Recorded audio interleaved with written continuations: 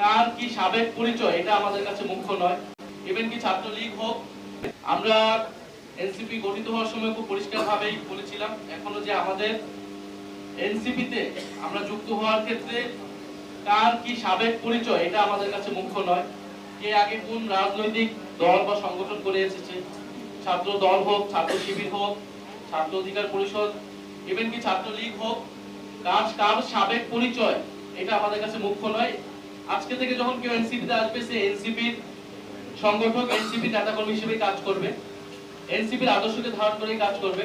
তবে কোনো ফ্যাসিজমে অংশগ্রহণকারী, গণহত্যায় অংশগ্রহণকারী, গণহত্যাকে সমর্থনকারী, চাঁদাবাজ, দুর্নীতির দ্বারা অভিযুক্ত সন্ত্রাস, এই ধরনের কোনো ব্যক্তি কখনোই এনসিপিতে আসতে পারবে না, এনসিপিতে থাকতে পারবে না।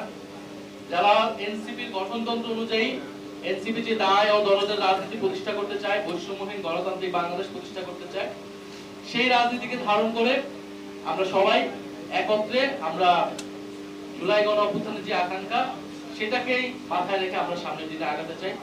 বলে আজকে যারা আসছে তারা, আমরা মনে করি তারা আমাদের সাথেই এতদিন ছিলেন, আমরা একসাথেই আসলে ছিলাম, হয়তো প্ল্যাটফর্ম দিতে ছিল, আজকে আমরা আনুষ্ঠানিকভাবে একত্রিত হচ্ছে এবং সারা দেশের তরুণদেরকে আমরা আহ্বান জানাচ্ছি, তরুণদের পাশাপাশি সকল বয়সী মানুষদেরকে আহ্বান জানাচ্ছি, জাতীয় নাগরিক পার্টি এনসিপির হাতকে শক্তিশালী করুন, এনসিপিতে যোগ দিন, এনসিপিকে নানাভাবে সহযোগিতা করুন।